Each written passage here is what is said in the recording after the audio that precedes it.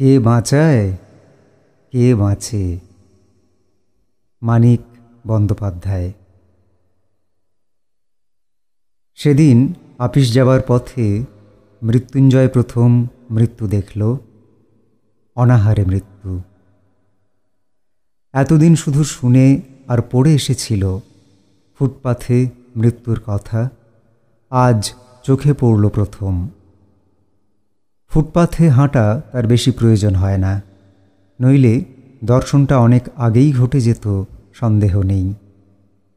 বাড়ি থেকে বেরিয়ে দুপা হেঁটেই সে ট্রামে ওঠে, নামে গিয়ে প্রায় অফিসেরই দরজায়। বাড়িটাও তার শহরের এমন এক নিরিবিলি অঞ্চলে যে সে পাড়ায় ফুটপাথও বেশি নেই, লোকে মরতেও যায় না বেশি। চাকর ও ছোট ভাই তার বাজার ও কেনাকাটা করে। কয়েক মিনিটে মৃত্যুঞ্জয়ের সুস্থ শরীরটা অসুস্থ হয়ে গেল। মনে আঘাত পেলে মৃত্যুঞ্জয়ের শরীরে তার প্রতিক্রিয়া হয়। মানসিক বেদনাবোধের সঙ্গে চলতে থাকে শারীরিক কষ্টবোধ। আপিসে পৌঁছে নিজের ছোট কুঠুরিতে ঢুকে সে যখন ধপ করে চেয়ারে বসে পড়ল, তখন সে রীতিমতো কাবু হয়ে পড়েছে। একটু বসেই তাই উঠে গেল কলঘরে। দরজা বন্ধ করে বাড়ি থেকে পেট ভরে যত কিছু খেয়ে এসেছিল, ভাজা, ডাল, তরকারি, মাছ, দই আর ভাত, প্রায় সব বমি করে উগরে দিল। পাশের কুঠরি থেকে নিখিল যখন খবর নিতে এলো, কলঘর থেকে ফিরে মৃত্যুঞ্জয় কাঁচের গ্লাসে জল পান করছে। গ্লাসটা খালি করে নামিয়ে রেখে সে শূন্য দৃষ্টিতে দেয়ালের দিকে তাকিয়ে রইল। অফিসে সে আর নিখিল প্রায় সমপদস্থ, মাইনে দুজনের সমান। একটা বাড়তি দায়িত্বের জন্য মৃত্যুঞ্জয় 50 টাকা বেশি পায়। নিখিল রোগা, তীক্ষ্ণ বুদ্ধি এবং একটু আলসে প্রকৃতির লোক। মৃত্যুঞ্জয়ের 2 বছর আগে বিয়ে করে 8 বছরে সে মোটে 2টি সন্তানের পিতা হয়েছে। সংসারে তার নাকি মন নেই। অবসর জীবনটা সে বই পড়ে আর একটা চিন্তাজগৎ গড়ে তুলে কাটিয়ে দিতে চায়। অন্য সকলের মতো মৃত্যুঞ্জয়কে সেও খুব পছন্দ করে, হয়তো মৃদু একটু অবজ্ঞার সঙ্গে ভালোবাসে। মৃত্যুঞ্জয় শুধু নিরীহ, শান্ত, দরদি ভালো মানুষ বলে নয়, সৎ ও সরল বলেও নয়। মানব সভ্যতার সবচেয়ে প্রাচীন ও সবচেয়ে পচা ঐতিহ্য আদর্শবাদের কল্পনা তাপস বলে। মৃত্যুঞ্জয় দুর্বলচিত্ত, ভাবপ্রবণ, আদর্শবাদী হলে কোনো কথা ছিল না। দুটো খোঁচা দিয়ে খেপিয়ে তুললেই তার মনের পুঞ্জ পুঞ্জ অন্ধকার বেরিয়ে এসে তাকে অবজ্ঞেয় করে দিত। কিন্তু মৃত্যুঞ্জয়ের মানসিক ক্রিয়া প্রতিক্রিয়া শ্লথ, নিস্তেজ নয়। শক্তির একটা উৎস আছে তার মধ্যে। অব্যয়কে শব্দরূপ দেবার চেষ্টায় যে শক্তি বহু ক্ষয় হয়ে গেছে মানুষের জগতে, তারই একটা অংশ। নিখিল পর্যন্ত তাই মাঝে মাঝে কাবু হয়ে যায় মৃত্যুঞ্জয়ের কাছে। মৃদু ঈর্ষার সঙ্গেই সে তখন ভাবে যে নিখিল না হয়ে মৃত্যুঞ্জয় হলে মন্দ ছিল না। মৃত্যুঞ্জয়ের রকম দেখেই নিখিল অনুমান করতে পারল বড় একটা সমস্যার সঙ্গে তার সংঘর্ষ হয়েছে এবং শার্শিতে আটকানো মৌমাছির মতো সে মাথা খুঁড়ছে সেই স্বচ্ছ সমস্যার অকারণ, অর্থহীন, অনুচিত কাঠিন্যে। কি হলো হে তোমার? নিখিল সন্তর্পণে প্রশ্ন করল। মরে গেল, না খেয়ে মরে গেল। আনমনে অর্ধভাষণে যেন আর্তনাদ করে উঠল মৃত্যুঞ্জয়। আরও কয়েকটা প্রশ্ন করে নিখিলের মনে হল মৃত্যুঞ্জয়ের ভিতরটা সে পরিষ্কার দেখতে পাচ্ছে। ফুটপাথে অনাহারে মৃত্যুর মতো সাধারণ সহজবোধ্য ব্যাপারটা সে ধারণা করতে পারছে না, সেটা আশ্চর্য নয়। সে একসঙ্গে পাহাড় প্রমাণ মাল মশলা ঢোকাবার চেষ্টা করছে তার ক্ষুদ্র ধারণা শক্তির থলিটিতে। ফুটপাথের ওই বিভৎসতা ক্ষুধা অথবা মৃত্যুর রূপ। না খেয়ে মরা কি ও কেমন, কত কষ্ট হয় না খেয়ে মরতে, কি রকম কষ্ট? ক্ষুধার যাতনা বেশি না মৃত্যু যাতনা বেশি ভয়ঙ্কর? অথচ নিখিল প্রশ্ন করলে সে জবাবে বলল অন্য কথা। ভাবছি, আমি বেঁচে থাকতে যে লোকটা না খেয়ে মরে গেল, এ অপরাধের প্রায়শ্চিত্ত কি? জেনে শুনেও এতকাল 4 বেলা করে খেয়েছি পেট ভরে, যথেষ্ট রিলিফও আর হচ্ছে না লোকের অভাবে। আরও এদিকে ভেবে পাই না কি করে সময় কাটবে। ধিক, শত ধিক আমাকে। মৃত্যুঞ্জয়ের চোখ ছলছল করছে দেখে নিখিল চুপ করে থাকে। দরদের চেয়ে ছোঁয়াচে কিছুই নেই এ জগতে। নিখিলের মনটাও খারাপ হয়ে যায়। দেশের সমস্ত দরদ পুঞ্জীভূত করে ঢাললেও এ আগুন নিভবে না ক্ষুধার। অন্নের বদলে বরং সমিধে পরিণত হয়ে যাবে। ভিক্ষা দেওয়ার মতো অস্বাভাবিক পাপ যদি আজও পূর্ণ হয়ে থাকে, জীবন ধারণের অন্নে মানুষের দাবি জন্মাবে কিসে? রূঢ় বাস্তব নিয়মকে উল্টে মধুর আধ্যাত্মিক নীতি করা যায়, কিন্তু সেটা হয় অনিয়ম। চিতার আগুনে যত কোটি মড়াই এ পর্যন্ত পোড়ানো হয়ে থাক, পৃথিবীর সমস্ত জ্যান্ত মানুষগুলিকে চিতায় তুলে দিলে আগুন তাদেরও পুড়িয়ে ছাই করে দেবে। বিক্ষুব্ধ চিত্তে এইসব কথা ভাবতে ভাবতে নিখিল সংবাদপত্রটি তুলে নিল। চোখ বুলিয়ে যেতে যেতে নজরে পড়ল, ভালোভাবে সদ্গতির ব্যবস্থা করে গোটা 20 মৃতদেহকে স্বর্গে পাঠানো হয়নি বলে এক স্থানে তীক্ষ্ণধার হা হুতাশ করা মন্তব্য করা হয়েছে। কদিন পরেই মাইনের তারিখ এলো। নিখিলকে প্রতি মাসে 3 জায়গায় কিছু কিছু টাকা পাঠাতে হয়। মানি অর্ডারের ফর্ম আনিয়ে কলম ধরে সে ভেবে ঠিক করবার চেষ্টা করছে 3টে সাহায্যই এবার 5 টাকা করে কমিয়ে দেবে কি না। মৃত্যুঞ্জয় ঘরে এসে বসল। সেদিনের পর থেকে মৃত্যুঞ্জয়ের মুখ বিষণ্ণ গম্ভীর হয়ে আছে। নিখিলের সঙ্গেও বেশি কথা বলেনি। একটা কাজ করে দিতে হবে ভাই। মৃত্যুঞ্জয় একতাড়া নোট নিখিলের সামনে রাখল। টাকাটা কোনো রিলিফ ফান্ডে দিয়ে আসতে হবে। আমি কেন? আমি পারবো না। নিখিল ধীরে ধীরে টাকাটা গুনল। সমস্ত মাইনেটা? হ্যাঁ। বাড়িতে তোর 9 জন লোক, মাইনের টাকায় মাস চলে না, প্রতি মাসে ধার করছিস। তা হোক, আমায় কিছু একটা করতে হবে ভাই।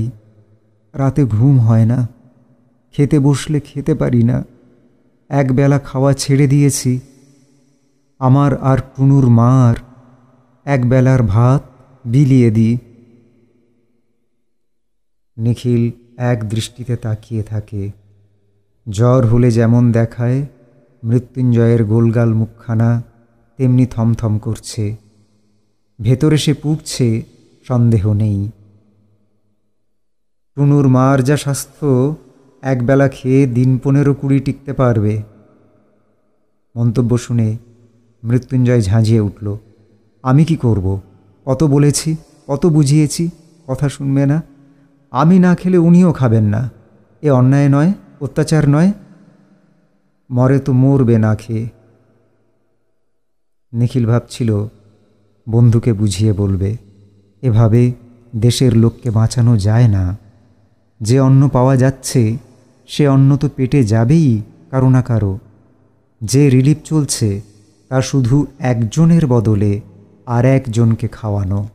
এতে শুধু আড়ালে যারা মরছে তাদের মরতে দিয়ে চোখের সামনে যারা মরছে তাদের কয়েকজনকে বাঁচানোর চেষ্টা করার সান্ত্বনা। কিন্তু এসব কোনো কথাই সে বলতে পারল না, গলায় আটকে গেল। সে শুধু বলল, ভুরি ভোজনটা অন্যায়, কিন্তু না খেয়ে মরাটা উচিত নয় ভাই। আমি কেটে ছেঁটে যতদূর সম্ভব খাওয়া কমিয়ে দিয়েছি। বেঁচে থাকতে যতটুকু দরকার খাই, এবং দেশের সমস্ত লোক মরে গেলেও যদি সেইটুকু সংগ্রহ করার ক্ষমতা আমার থাকে, কাউকে না দিয়ে নিজেই আমি তা খাব। নীতিধর্মের দিক থেকে বলছি না, সমাজধর্মের দিক থেকে বিচার করলে 10 জনকে খুন করার চেয়ে নিজেকে না খাইয়ে মারা বড় পাপ। ওটা পাশবিক স্বার্থপরতা। কিন্তু যারা না খেয়ে মরছে তাদের যদি এই স্বার্থপরতা থাকতো, 1 কাপ অখাদ্য গ্রুয়েল দেওয়ার বদলে তাদের যদি স্বার্থপর করে তোলা হতো, অন্ন থাকতে বাংলায় না খেয়ে কেউ মরত না। তা সে অন্য 1000 মাইল দূরেই থাক আর 31টা তালা লাগানো গুদামেই থাক। তুই পাগল নিখিল, বদ্ধ পাগল, বলে মৃত্যুঞ্জয় উঠে গেল। তারপর দিন দিন কেমন যেন হয়ে যেতে লাগলো মৃত্যুঞ্জয়। দেরি করে আপিসে আসে, কাজে ভুল করে, চুপ করে বসে ভাবে, এক সময় বেরিয়ে যায়। বাড়িতে তাকে পাওয়া যায় না। শহরের আদি অন্তহীন ফুটপাথ ধরে সে ঘুরে ঘুরে বেড়ায়।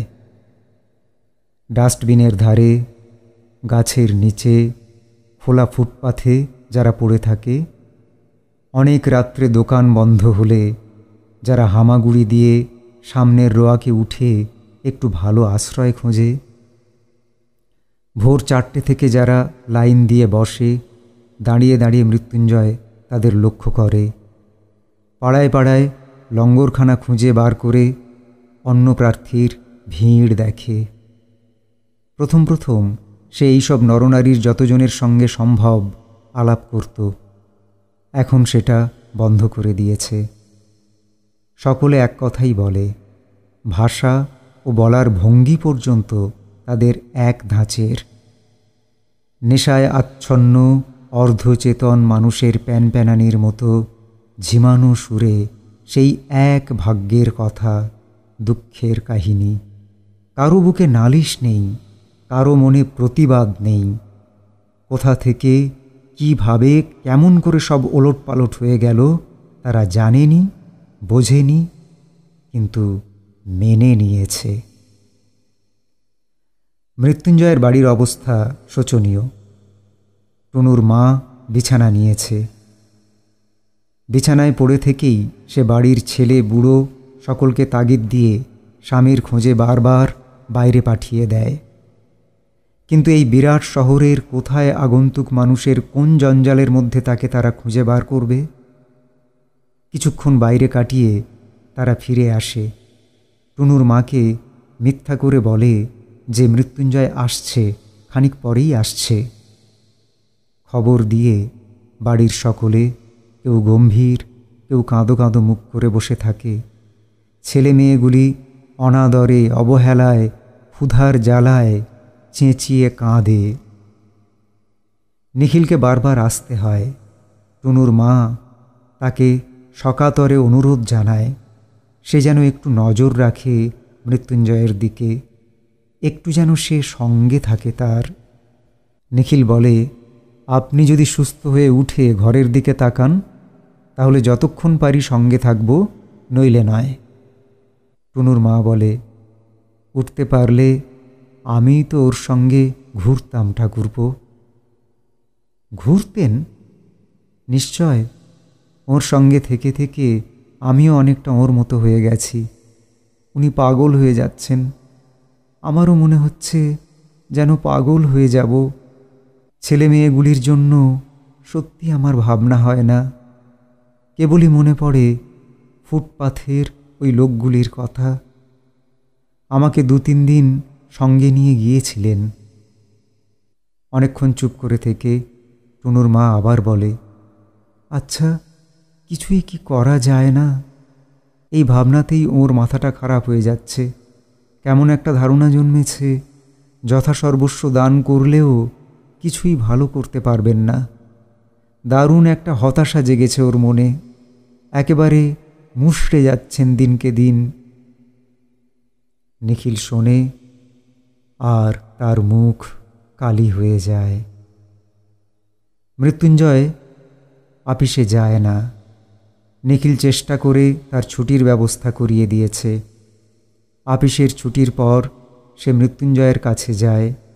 মৃত্যুঞ্জয়ের ঘোরাফেরার স্থানগুলি এখন অনেকটা নির্দিষ্ট হয়ে গেছে। ঘণ্টার পর ঘণ্টা সেও মৃত্যুঞ্জয়ের সঙ্গে কাটিয়ে দেয়। ঘুরিয়ে ফিরিয়ে নানাভাবে তাকে উল্টো কথা শোনায়। নিজের আগেকার যুক্তিতর্কগুলি নিজেই খণ্ড খণ্ড করে দেয়। মৃত্যুঞ্জয় শোনে, কিন্তু তার চোখ দেখেই টের পাওয়া যায় যে কথার মানে সে আর বুঝতে পারছে না। তার অভিজ্ঞতার কাছে কথার মার প্যাঁচ অর্থহীন হয়ে গেছে। ক্রমে ক্রমে নিখিলকে হাল ছেড়ে দিতে হয়। তারপর মৃত্যুঞ্জয়ের গা থেকে ধূলিমলিন সিল্কের জামা অদৃশ্য হয়ে যায়। পরনের ধুতির বদলে আসে ছেঁড়া ন্যাকড়া। গায়ে তার মাটি জমা হয়ে দৃশ্যমান হয়ে ওঠে। দাড়িতে মুখ ঢেকে যায়। ছোট একটি মগ হাতে আরও 10 জনের সঙ্গে সে পড়ে থাকে ফুটপাথে, আর কাড়াকাড়ি মারামারি করে লঙ্গরখানার খিচুড়ি খায়। বলে, গাঁ থেকে এইছি, খেতে পাইনে বাবা, আমায় খেতে দাও।